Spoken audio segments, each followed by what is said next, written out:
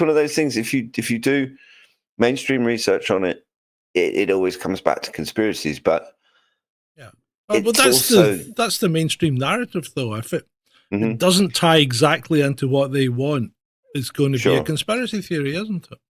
Yeah, I mean, but that's also the label they use when they want you to stop thinking about things. Yeah. But let's see, where are we? Yeah. So despite being referred to as doctor in some circles, there is little evidence that he held a doctorate degree. Thomas made his mark professionally in the aerospace industry, most notably working for McDonnell Douglas, beginning in 1967, where he served on a small research team investigating UFO phenomena. Thomas possessed what his colleagues described as a tremendously innovative mind, and was characterized as a total out-of-the-box thinker. This unconventional thinking extended beyond his professional work. He claimed to possess extrasensory perception abilities and to have made contact with extraterrestrial entities. These paranormal claims, combined with his technical background, created an unusual profile that has added to his mystique in alternative research communities. His most enduring legacy, however, remains his 1963 publication, The Adam and Eve Story, which would later become the center of a decades-long conspiracy theory after reportedly being classified by the CIA. Well, yeah, I mean, because pretty much as soon as something's classified by the CIA, it enters the realm of conspiracy theory. So he claimed to be an ESPer. What do you think of that?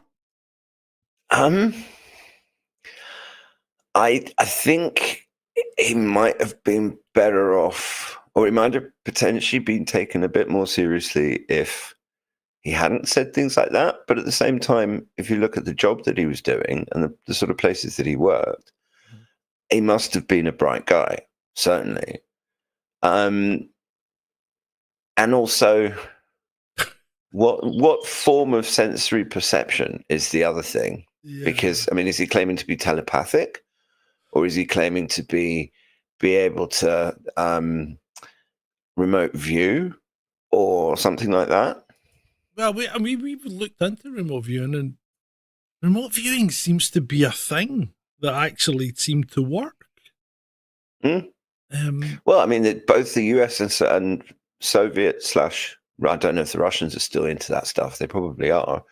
But the Soviet government and the Americans in the 1970s, they were both well into it. And I mean, the CIA put a lot of money and a lot of resources into it. So there must have been something there, because there's certain people. Oh, there's one chap, I can't remember his name off the top of my head. Yeah, that's one. That mate said it in the chat. That's and I mean, these are not. One of the things about Swan is that he was very reluctant to remote view locations where what he was seeing couldn't be verified. And I mean, he did remote viewing of Jupiter and all kinds of crazy stuff. But he had his remote viewing actually confirmed when it was on Earth, and there was things that he saw which they either found out at the time or later found out were absolutely spot on. So it's a bit of a tricky one. Now, it's the same with him having made contact with extraterrestrial entities. I mean, maybe he did, maybe he didn't. Certainly, as an engineer working at McDonnell Douglas, that's the kind of organization that would potentially come into contact with lost space tech or crashed aliens or something along those lines. I don't know. We're getting off topic, so let's let's keep going. Yep. So the theories of catastrophe. Thomas's book presents a startling theory about Earth's history, that our planet undergoes regular catastrophic pole shifts, approximately every 6.5 to 7,000 years, and they effectively reset civilization. According to Thomas, these cataclysms are not merely gradual geological events, but rapid apocalyptic scenarios where the Earth's crust suddenly slides over the mantle, causing the poles to shift position by up to 90 degrees in less than a day. The consequences Thomas describes are truly apocalyptic in scale. Supersonic winds would scour the land, mile-high tsunamis would sweep across continents, and volcanoes would erupt en masse. Within hours, the shift would obliterate civilization, leaving only a handful of survivors to rebuild a new Stone Age.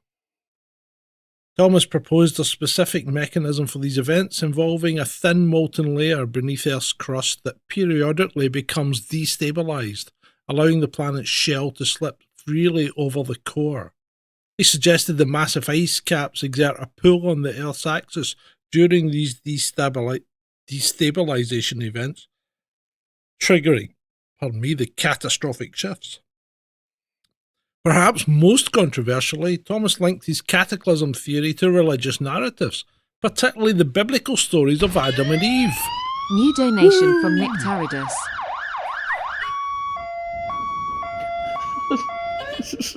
We just got dropped a donation by Nectaridus. Thank you, my good man. I appreciate that. I thought you were going to say we got cut off again. No. Perhaps most controversially, he linked his cataclysm theory to religious narratives, particularly the biblical stories of Adam and Eve and Noah's flood. He interpreted these as historical accounts of previous pole shifts, placing Adam and Eve's cataclysm approximately 11,500 years ago. There's that number coming up again, 11,500 years. And Noah's flood around 6,500 years ago. This reinterpretation of religious texts in geological terms represents a significant departure from both mainstream scientific and religious understandings. The book makes additional controversial claims, including that Jesus Christ was a scholar who lived among tribes in what is now the Indian state of Nagaland. It sounds like a theme park, doesn't it? I'm going to Nagaland. And he was taken away by aliens after his crucifixion. Of course he was. These assertions, combining fringe religious interpretations with extraterrestrial elements, have further positioned Thomas's work outside mainstream acceptance. Jesus was an alien. Yeah, it's a bit like Stitching. He starts off really well and then just seems to descend into I mean, it's like if you're trying to get yourself taken seriously, this is not the way to do it. But let's look at the CIA classification mystery, because it's one of the things that people always point to with this book. It's also one of the things that makes it difficult to get hold of. And it's an element that has fueled decades of conspiracy theories. The alleged classification, which is obviously the alleged classification by the CIA. Now, according to various sources, shortly after the book's publication, it was classified and effectively removed from public circulation. In 2013, portions of the book resurfaced through a Freedom of Information Act request, with the CIA releasing what is described as a sanitized version containing only 57 pages of what was reportedly a much longer manuscript. Claims about the original length vary wildly, with different sources suggesting the complete work ranged from 127 to 284 pages. Michael Weaver, who claimed to have met Thomas in the 1960s, reported that the author initially had a 30-page pamphlet, but later published a more comprehensive 212-page book, divided into two sections: the Adam and Eve story, which is 127 pages, and the aftermath of the Adam and Eve story, which is 85 pages. This expanded version was allegedly published in 1993 by Bengal Tiger Press. The fact that the CIA classified the book and later released only a portion of it has become the cornerstone of numerous conspiracy theories. Speculation about what might be contained in the missing pages ranges from evidence of advanced alien civilizations to foreknowledge of impending disasters. One Reddit user claimed, the CIA did go to the Rishat structure in the 1960s and were there for over a week, also classified. It seems we're not the only ones who believe a society of high culture was around pre-Ice Age. The CIA believed that too. Such claims, while unverified, illustrate how the classification has fed into a broader alternative history narratives. One Reddit user. Well, that's all it takes. I mean, one Reddit user is enough to mark something as fact. To kick it off. Yeah. So, from a scientific perspective, Thomas's theories about catastrophic pole shifts diverge significantly from mainstream understanding of Earth's geological processes. While Earth does experience both magnetic pole reversals and minor shifts in its axis of rotation, these occur on much longer timescales than Thomas proposed. Some elements of Thomas's work do align with established science. Earth's magnetic poles do shift over time. Major earthquakes can cause minor alterations to the planet's axis and rotation. There's also evidence of past global flooding events, although these are generally attributed to the end of ice ages rather than pole shifts. However, are we not in an end of ice age period at the moment? Yes, we are. Yeah. No, we're at yes. Yeah. However, the catastrophic scenario that Thomas describes, a 90-degree axis shift occurring in less than a day, contradicts fundamental principles of physics regarding Earth's rotational inertia and stability. The planet's mass distribution and angular momentum effectively prevent such rapid shifts. That's good to know, if it's true. Thomas also claimed that experiments showed decreased magnetic fields caused increased criminality in mice, which he correlated with current crime data. Now, yeah, okay, it's maybe something to consider making a study on, but I don't think it's enough to say, yeah, that's the cause. Well, I mean, I'm not saying that further study isn't needed, but there are all sorts of existing scientific papers which link solar activity to heart attacks and solar activity to stock market movements and solar activity to murders. Well, I could wholeheartedly agree with you on that, Ed, because whenever there's a full moon on the night shift, we knew that we were going to get, we were going to have fun that night. Sure. And the thing is that the Earth's magnetic field is what protects us from that crazy energy from the sun.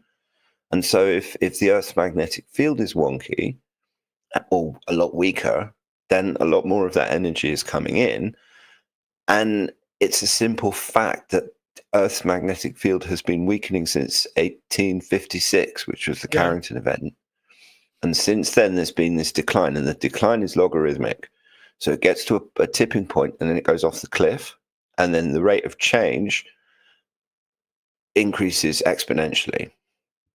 And we are already over the tipping point, according to people who understand these things a lot better than I do. So James Randi, as you remember, the famous skeptic, specifically criticised Thomas's prediction of a future catastrophe affecting Los Angeles, noting that Thomas carefully placed it between the year 2000 and 2500, ensuring he would be safely in his grave by then and unavailable for comment. Despite these scientific critiques, Thomas's work has continued to attract interest, particularly among those drawn to catastrophism and alternative history narratives. That's easy for you to say. In recent years, the Adam and Eve story has experienced a resurgence in popularity, largely driven by its discussion on social media platforms and prominent podcasts. The conspiracy theory gained significant traction on TikTok, following its mention on Joe Rogan's podcast in January 2023, when Rogan interviewed a self-proclaimed researcher named Jimmy Corsetti about the theory. This renewed interest has led to extensive online discussions, YouTube videos, and articles examining both the content of Thomas's book and the mysteries surrounding its classification. For example, a YouTube video titled CIA Classified Book About Pole Shift, Mass Extinctions, and the True Adam and Eve Story has contributed to spreading awareness of the theory. The popularity of Thomas's ideas stem from several factors. One, the allure of forbidden knowledge, which is exactly what this whole show is about. Yeah. The fact that the book was classified suggests to many that it contains truth too dangerous for public consumption. Why else would they classify it? Simple. Yeah. They don't just classify things. Oh, no, let's just classify that bit of the book and just release 57 pages. Number 2, connection to broader conspiracy narratives about government secrecy and hidden history. Duh. 3, the perennial fascination with apocalyptic scenarios and hidden cycles of civilization. 4, the intriguing mixture of scientific language, religious interpretation, and alternative history that characterizes Thomas's work. Media Matters for America has criticized the popularization of these theories, arguing they represent a wider framing of climate change, an inevitable catastrophe that is beyond the control of humanity, which considers it to be a form of climate change denial. Oh, yeah, okay, whatever. Yeah, I think that's a bit of a stretch. I mean, nobody's denying that the climate changes. It changes on a daily, sometimes hour, sometimes minute-by-minute basis. Certainly up here. It's not stopped changing for 4 billion years. Exactly. We barely understand it, and the science is completely politicized. So the notion of the connection between CO2 and warming is completely round the wrong way. Well, you say that. Well, I can demonstrate. Okay, you can prove it. CO2 and warming. Whoa. I'm only winding you up, mate. Don't worry. I know, about it. but don't. No, look. When it comes to that stuff, don't be surprised if I jump down your bloody throat about it. The problem is, we have to put forward both sides of the argument, and there is a substantial consensus, which I must point out isn't a scientific principle, right? But there is a substantial consensus of scientists that firmly believe that CO2 is a driver for climate change, and we must point that out, So, and I would also like to point out that when you censor opposing viewpoints, you don't have a consensus. Well, consensus isn't a scientific principle, so I don't really care, right? But apart from that, what you, the viewer, must do is you must go out and do your own research. Always. That's what you got to do. Always. And I mean, we encourage that. Absolutely. I want everybody to be researching these things. Yep. Yes, we had northern lights last night from a very weak plasma hit, says Ray. Yeah, well, that's because the magnetic field's it's in the toilet, isn't it? Yeah, really? Absolutely. I mean, there was the geostorm, what is it? Magnetic storm readings that we got after the last CME that happened about 3 days ago. Yeah. The storm is much greater than one would expect. It was essentially a tiny little hit from a CME, and it caused a lot bigger. I've forgotten the name of the storm. Yeah, I mean it's just crazy. It's absolutely completely mental. Anyway, moving on. It's the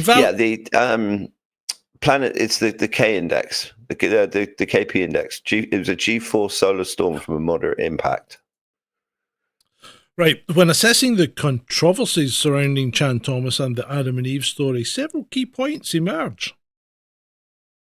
The book itself represents an unorthodox blend of pseudoscientific theory, religious reinterpretation, and catastrophism that falls outside the mainstream scientific consensus. Again, I don't like the use of the word consensus.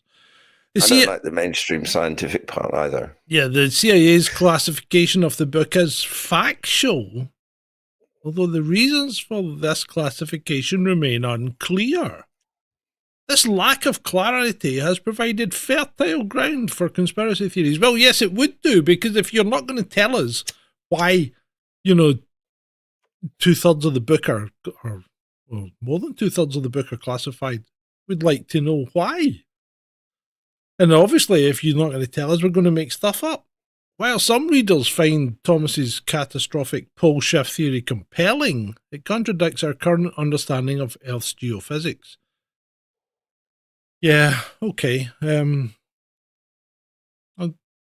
don't have a lot to say about that. I don't know much about geology. This book, is that a song? I don't know much about geology. What's it? Biology. Biology, right. The book has become a cultural touch point for discussions about forbidden knowledge, government secrecy, and alternative history. As one reviewer aptly summarised, I don't think this is all factual. It might be, I give it as much credence as I give anything in that realm. What realm? I think there are plenty of powerful ideas in here that are going to make you think. Ideas about survival, cataclysm, faith, your government. It's a full shit-show fun house, and I think anyone entertaining it would probably be better for having read it. Well, there you go. You've read it, Ed. Is it a full schizo fun house? I wouldn't call it schizo.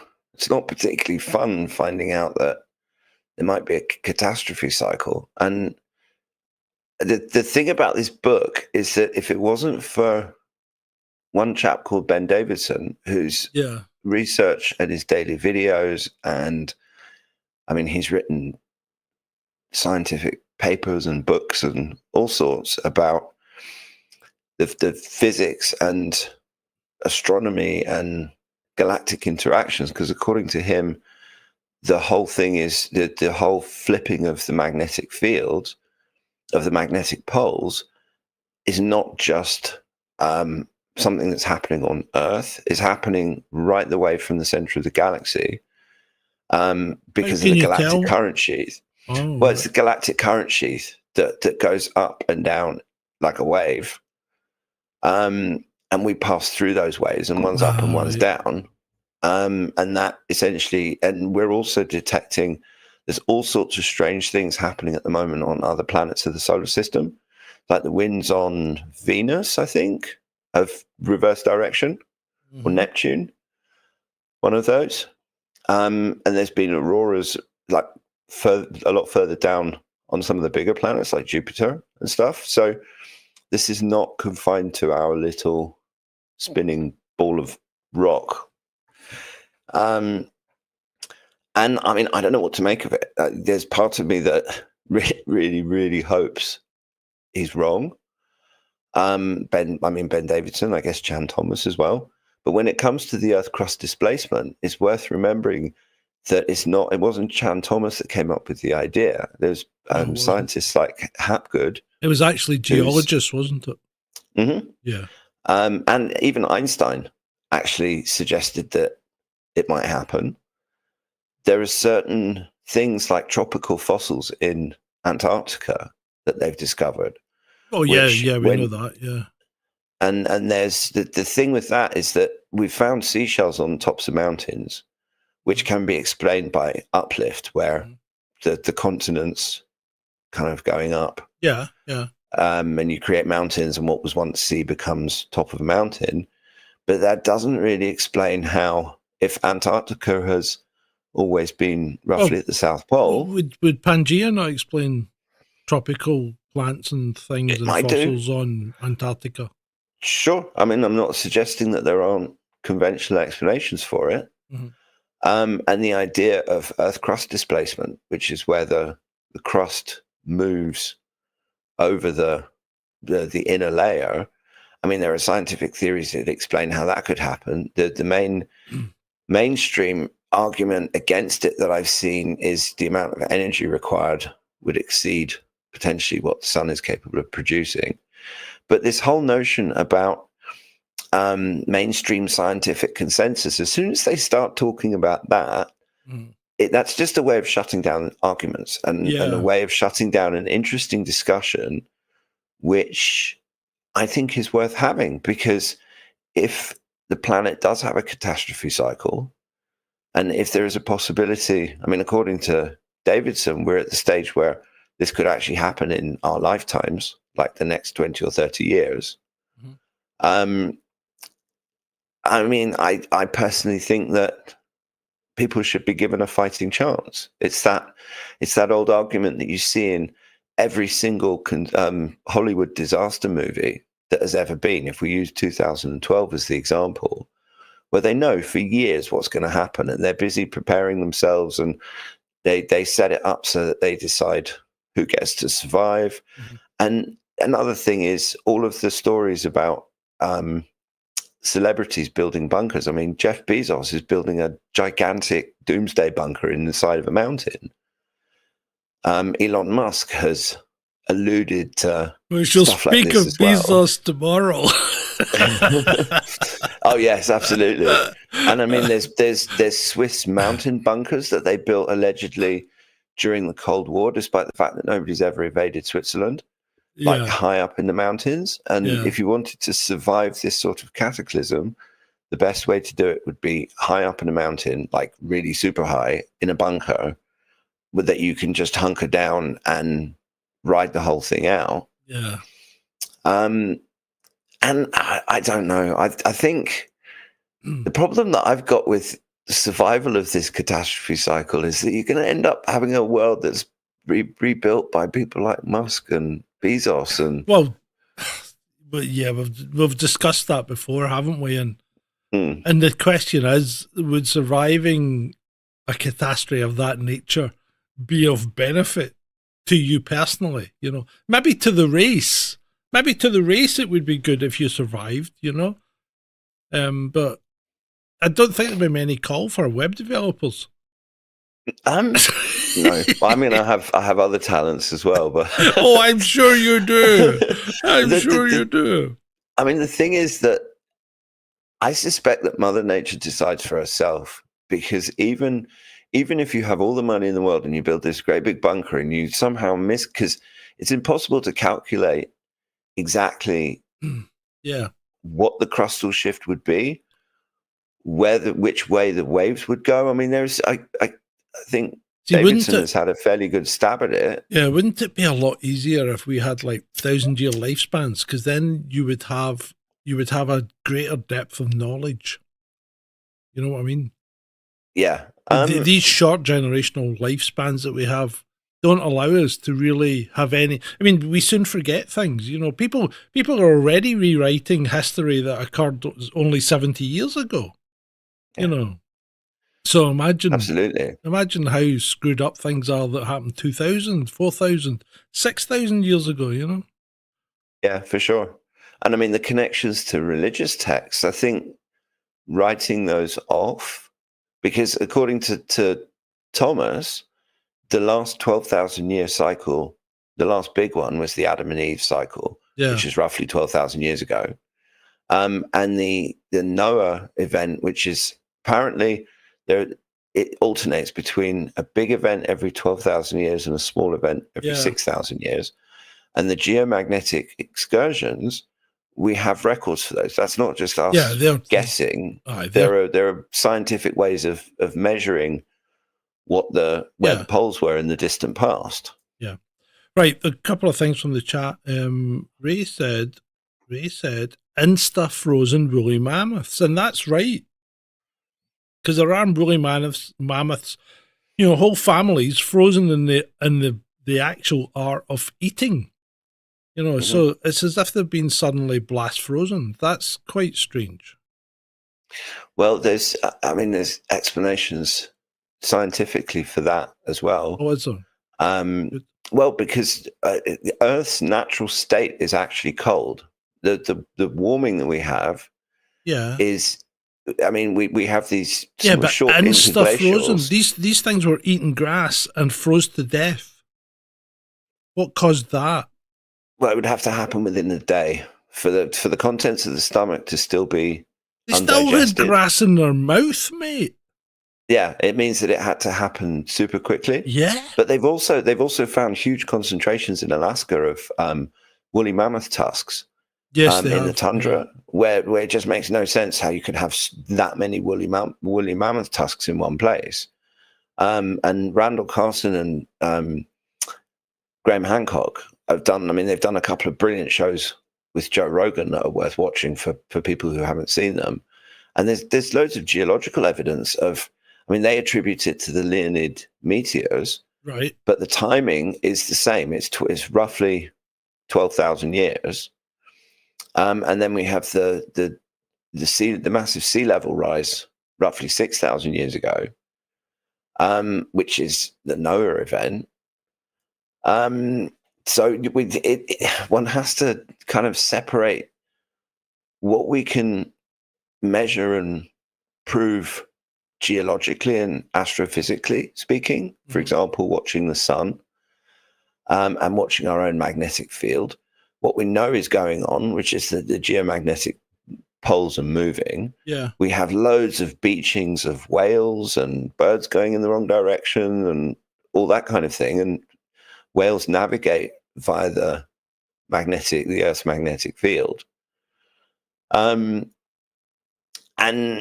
it's one of the other things that gets me is the stories from pre-flood of the Noah story, where God sent the flood to punish humans because humans had gone all out of control and were all a bit crazy. Now, if you look around at Clown World, if we had another catastrophe tomorrow, and there were survivors, and they were like, because the people that are most likely to survive something like this are hunter-gatherers and people who live much closer to nature because they just have more survival skills. And the interactions that those people have had with our modern society, if there was a cataclysm, those guys would probably say that the gods destroyed us because we'd gone all. I mean, it's like men wanting to be women and cutting their bits off and all the other crazy shit that's going on. Yeah. I don't know. Anyway, do you want to... There's something about it that resonates. Do you want to do the conclusion and then we'll go to Nectaridis' question? Sure. Right. So the story of Chan Thomas exemplifies how the intersection of fringe science, government classification, and digital age information sharing can create enduring conspiracy narratives. While the scientific community largely dismissed Thomas's theories as pseudoscience, the mystery of why the CIA classified his work continues to fuel speculation and interest. Whether viewed as a provocative alternative perspective on Earth's history, or simply as an interesting cultural phenomena, the case of Chan Thomas demonstrates the persistent human fascination with catastrophe, hidden knowledge, and the cyclical nature of civilization. In a world increasingly concerned with climate change, geological instability, and uncertain futures, perhaps it's not surprising that a Cold War era book about civilization ending cataclysms continues to capture the imagination of contemporary audiences. The truth behind the classification may be more mundane than conspiracy theorists hope, but until a full transparency is achieved, the Adam and Eve story will likely remain a compelling mystery at the fringes of science, religion, and government secrecy. Indeed. Yes, Nectaridis is still on the vertical chat, which is fine. You know, there's no problem there. And Nectaridis comes up with the point that Ben Davidson is coming up with, which is it's a solar micronova that he worries about. Now, did you see Ben's tweet today? Yes. Yeah. And there's yeah. So I'm nervously awaiting information from what he said. Well, this is the thing about Davidson is that, okay, I don't think he has any formal scientific training, but I think some of the best scientists in Earth's history haven't had any formal scientific training. And just because you don't go to university doesn't mean you can't learn things. Yeah. And it doesn't mean that your opinion is valid if you do the research. And Ben, I mean, he does a little 3-minute video every single day. And he's just watching the sun. And he says himself that he's looking for evidence that proves him wrong. And with more time that passes, he's only finding evidence that proves him right. And a lot of mainstream scientists are actually catching up with some of his ideas, particularly about astrophysics. So Shalene's asking, what did he teach? Well, he got privy to an academic paper, I think, that's getting released today. So he's on an embargo not to talk about it until after it's released. But he obviously, I think, judging by his tone, confirms his worst suspicions about the possible solar micronova. Yeah, I mean, it could. I mean, if we're going to speculate, there's any number of things it could be. It could be confirmation of new positions of the poles, confirmation of how fast the magnetic poles are moving, new solar physics, which proves micronovas. Some astronomers found a micronova somewhere, because it's, I mean, this idea that the sun can go pop. I mean, supposedly it happens through an accretion of dust from like galactic dust Yeah. and a solar minimum when the sun is less active and its fields are weaker, and you get this accretion of dust on the surface of the sun, which then through some sort of electromagnetic kick from the galaxy then blasts it off, and we end up getting loads of material. And I mean, there's evidence of it. He says that there's isotopes at the level of the cataclysm that Randall Carlson talked about, which could only have come from the sun. And there's evidence on the dark side of the moon that the Chinese found, was it Chinese or the Indians, found a while back, which again, I think they found iron or something. They found some sort of element on the dark side of the moon that could only have come from the sun. And it was literally something that's blasted off the sun. We have these regular 12,000 year geomagnetic excursions, which also align with species extinctions and that kind of thing.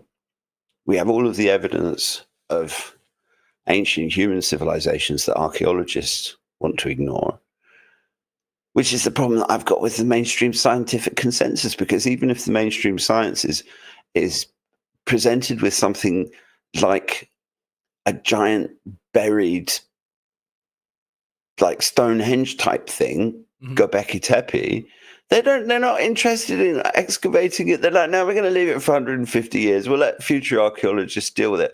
It's like, what kind of archaeologist finds something like that that's 12,000 plus years old and completely rewrites our perception of where we came from? It doesn't make sense at all. I mean, it's the same as how we've talked about in multiple shows where that humans go from hunter-gathering to Sumeria, and they suddenly have laws and plumbing and trade and money and all these kinds of things, and it just springs up out of nowhere. I mean, bullshit.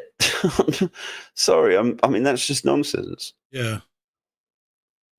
So, but it's the fact it's something that I said in the conclusion, that it's the fact that these things are hidden. It's the fact that the CIA classified this book, only declassified a section of it, and won't tell anyone why it was bloody classified or what's in the supposedly what's in the classified section.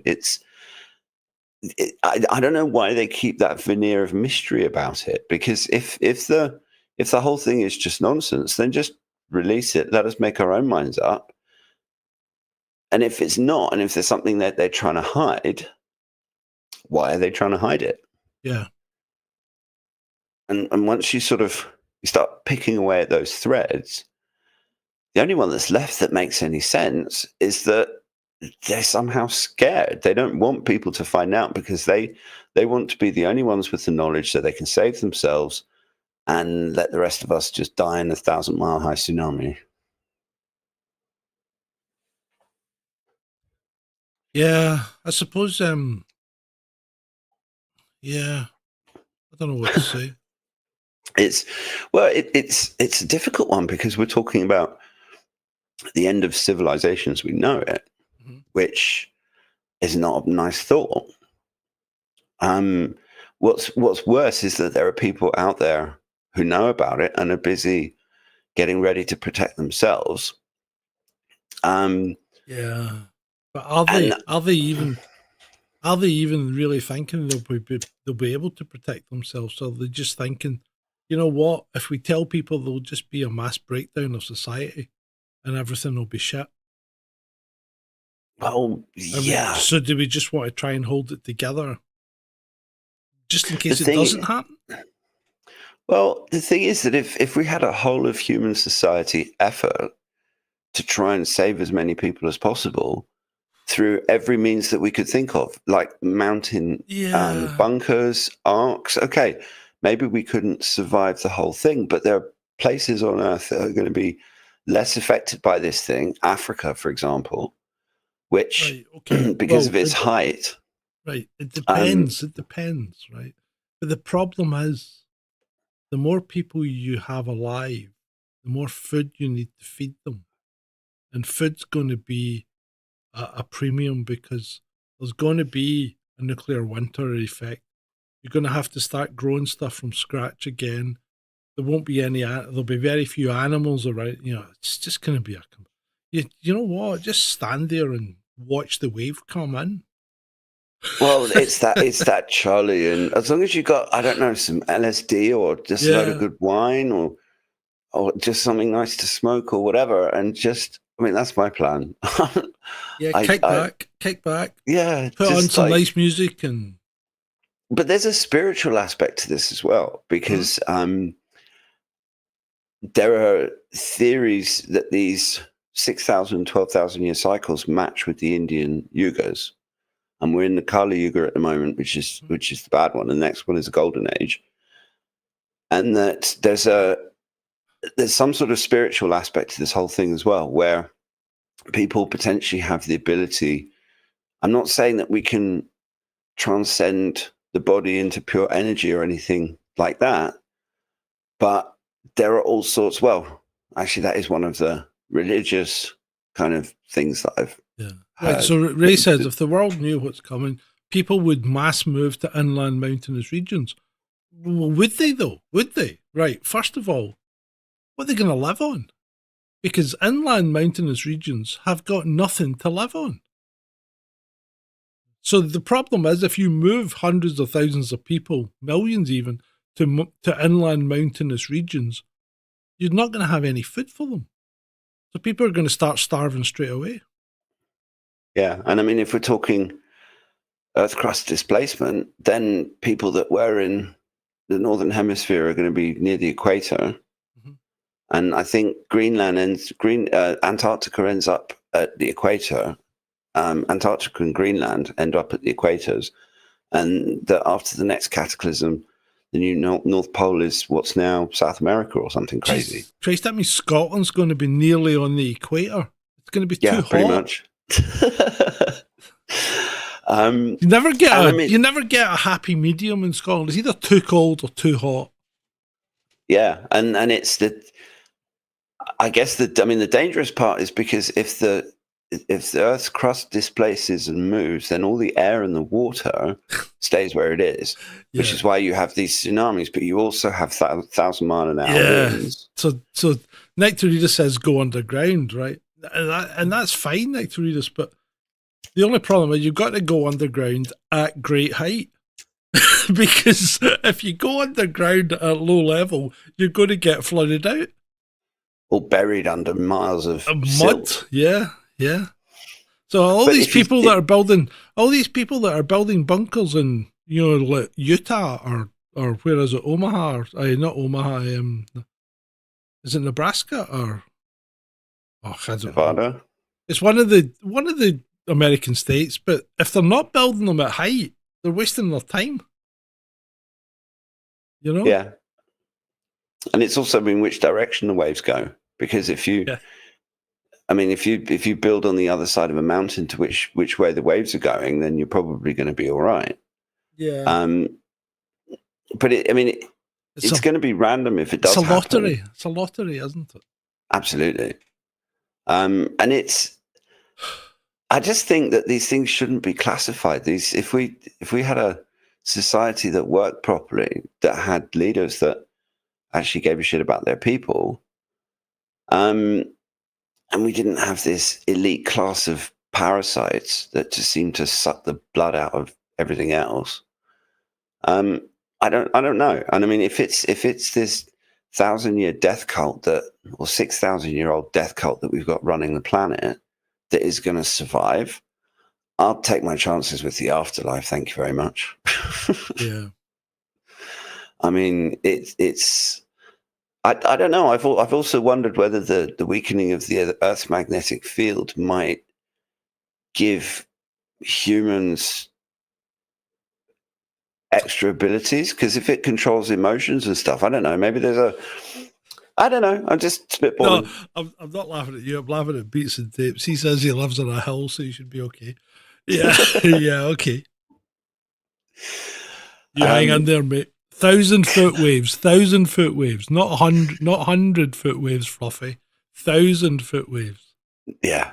I mean, it's proper day after, well, not so much day after tomorrow, but Deep impact 2012. Deep impact style waves.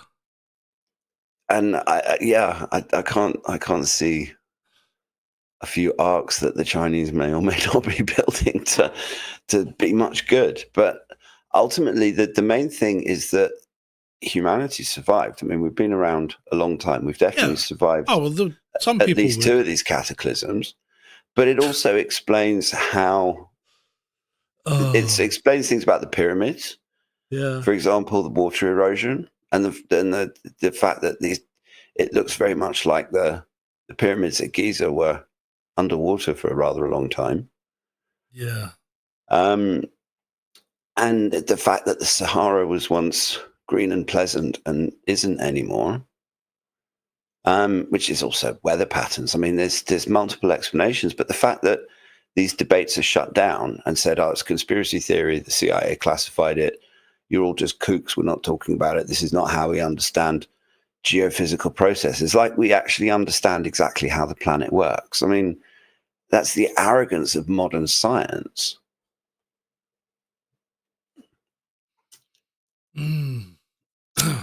Well, there you go. And I mean, ultimately, we're not going to know until that wave is coming.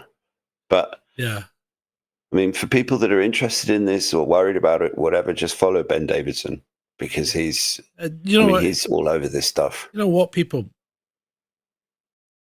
There's only a certain amount of things that are worth worrying about, and things that you can't really change. Yeah, are probably not one of them. You know, I mean, fine to be entertained by this kind of stuff, and to look into it and whatever if you think, and if you want to go and think that you can make a difference and, you know, change people's minds and save loads of people, then by all means go for it. But if you're like me and think, well, you know, que sera, sera, as they say, whatever will be, will be. Yeah. I mean, I find it fascinating. I think it's a fun and interesting intellectual exercise. And I don't know. I mean, ultimately, it's a good lesson in enjoying every single day and every single moment that you've got, and making the most of the time that you do have on the planet. Because ultimately, we're all going to die. Nobody's going to be here forever. Yeah, nobody's getting off this planet alive. Exactly. And it's what's more important is what you do with the present moment. Yeah. And if you're living a fulfilled and happy life, then just enjoy that and make the most of it. And what comes tomorrow will come tomorrow. That's a great point, Ed. And if you're living a fulfilled and happy life out there, how about dropping me some cash so I could try and live a fulfilled and happy life too? Well, remember, he does deserve it. He puts all the effort into those videos and then gets banned by YouTube. Yeah. Anyway, like, share, subscribe, all that nonsense. And we'll be back tomorrow night for what promises to be another episode of complete and utter madness that is the world in 2025. Because it's nuts, isn't it? It really is. Oh, nuts. It's mental. It is completely mental, and it's just getting more mental. And there are days that you just think, "I'll roll on the cataclysm." Yep. So everyone, take care out there, and thank you for coming along tonight. It's been a blast, and it's been great for you. Oh, pardon me.